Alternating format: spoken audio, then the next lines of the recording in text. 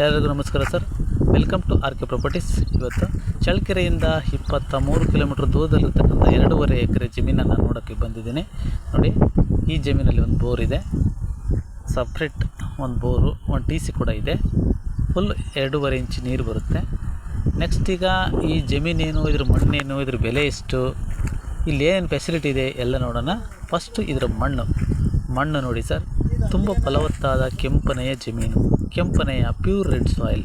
ಅಂದರೆ ನೀವು ಯಾವುದೇ ರೀತಿಯ ಬೆಳೆಗಳನ್ನು ಈ ಮಣ್ಣಲ್ಲಿ ಬೆಳಿಬೋದು ಅಂಥ ಫಲವತ್ತಾದ ಒಳ್ಳೆ ರಿಚ್ ನ್ಯೂಟ್ರಿಷನ್ ಇರ್ತಕ್ಕಂಥ ಮಣ್ಣು ಈ ಒಂದು ಜಮೀನಾಗಿದೆ.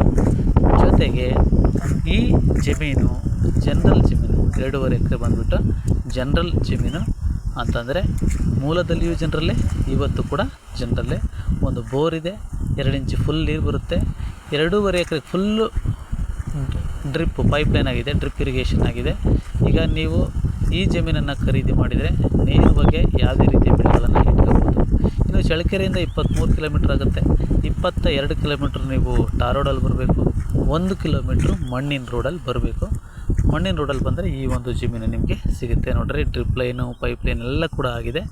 ಇದರ ಬೆಲೆ ಬಂದುಬಿಟ್ಟು ಈ ಜಮೀನಿನ ಮಾಲೀಕರು 14 ಲಕ್ಷ ಹೇಳ್ತಾರೆ ಒಂದು ಎಕರೆಗೆ. ನೆಗೋಷಿಯಬಲ್ ಆಗುತ್ತೆ, ಕುತ್ಕೊಂಡ್ರೆ ಹೆಚ್ಚು ಕಡಿಮೆ ಆಗುತ್ತೆ. ಜನರಲ್ ಜಮೀನು, ಈಗಲೂ ಕೂಡ ಜನರಲ್ ಜಮೀನು, ಒಳ್ಳೆ ವಾಟರ್ ಸೋರ್ಸ್ ಇದೆ, ತುಂಬ ಫಲವತ್ತಾದ ಜಮೀನು, ತುಂಬ ಅಂದರೆ ತುಂಬಾ ಚೆನ್ನಾಗಿದೆ. ರೇಟಲ್ಲಿ ಸ್ವಲ್ಪ ಇಲ್ಲಿ ಬೋರೆಲ್ಲ ಫೆಸಿಲಿಟಿ ಇರೋದ್ರಿಂದ ಇವ್ರು ಏನು ಹೇಳ್ತಿದ್ದಾರಪ್ಪ ಅಂದರೆ ಸ್ವಲ್ಪ ರೇಟ್ ಹೇಳ್ತಿದ್ದಾರೆ. ಜೊತೆಗೆ ಜಮೀನು ಏನಾಗಿದೆಯಪ್ಪ ಉದ್ದ ಇದೆ. ಈ ಜಮೀನು ಬಂದ್ಬಿಟ್ಟು ಸ್ಕ್ವಯರ್ ಇಲ್ಲ, ಲೆಂತ್ ಇದೆ, ಉದ್ದ ಬರುತ್ತೆ, ಅಗಲ ಕಡಿಮೆ ಇದೆ. ಮಣ್ಣು ಕೂಡ ಚೆನ್ನಾಗಿದೆ, ಒಳ್ಳೆಯ ನೀರಿನ ವ್ಯವಸ್ಥೆ ಇದೆ, ಮತ್ತು ಎಲ್ಲ ರೀತಿಯ ಫೆಸಿಲಿಟಿ ಇಲ್ಲಿದೆ. ಒಂದು ರೋಡ್ ವ್ಯವಸ್ಥೆ ಆಗಿರ್ಬೋದು, ಮತ್ತು ಎಲ್ಲನೂ ಚೆನ್ನಾಗಿದೆ. ಅಕ್ಕಪಕ್ಕ ಎಲ್ಲ ಒಳ್ಳೆ ಜಮೀನಿದೆ, ನೀರಿನ ವ್ಯವಸ್ಥೆ ಚೆನ್ನಾಗಿದೆ. ನೀವು ನೇರವಾಗಿ ಈ ಜಮೀನನ್ನು ಖರೀದಿ ಮಾಡ್ಬೋದು. ಯಾವುದೇ ರೀತಿಯ ಮಧ್ಯವರ್ತಿಗಳ ಅಗ್ರಿಮೆಂಟ್ಗಳ ಯಾವುದೇ ರೀತಿಯ ಇದಿಲ್ಲ. Direct owners